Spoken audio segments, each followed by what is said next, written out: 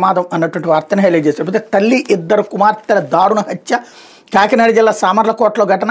వివాహిత ఇద్దరు బాలికలు దారుణంగా హత్యకు గురైన ఘటన కాకినాడ జిల్లా సామర్లకోటలో ఆదివారం జరిగింది. ఈ హత్యలపై పోలీసులు దర్యాప్తు ప్రారంభించారు. మృతురాలి భర్తపై అనుమానంతో పోలీసులు అతన్ని స్టేషన్కి తీసుకెళ్లి విచారిస్తున్నారన్నటువంటి వార్తని హైలైట్ చేశారు. అయితే మల్లన్న సేవలో హైకోర్టు ప్రధాన న్యాయమూర్తి శ్రీశైలంలోని బ్రహ్మరామ మల్లికార్జున స్వామి అమ్మవారిని ఏపీ హైకోర్టు ప్రధాన న్యాయమూర్తి జస్టిస్ ధీరసింగ్ ఠాకూర్ దంపతులు ఆదివారం దర్శించుకుని ప్రత్యేక పూజలు నిర్వహించినటువంటి వార్తని హైలైట్ చేశారు. అయితే నిరుడు వద్దని ఇప్పుడు తామే సాధించామని హజ్ యాత్ర ఎంబార్కేషన్ పాయింట్పై కూటమి సర్కార్ డబుల్గా విజయవాడలో ఈ పాయింట్ని సాధించింది. గత వైఎస్ఆర్సీ ప్రభుత్వం ఇక్కడి నుంచి వెళ్లే హజ్జీలపై అదనపు భారాన్ని కూడా చెల్లించిన వైఎస్ జగన్ ఎంబార్కేషన్ పాయింట్ రద్దుకు లేఖిచ్చిన చంద్రబాబు సర్కార్ నిరుడు పాయింట్ రద్దు హజ్జీలకు ఇస్తానన్న లక్ష్యవేత్త ఇప్పుడు హజ్ దరఖాస్తుల ప్రక్రియ చివరిలో ఎంబార్కేషన్ సాధించినట్టు సంబరాలు.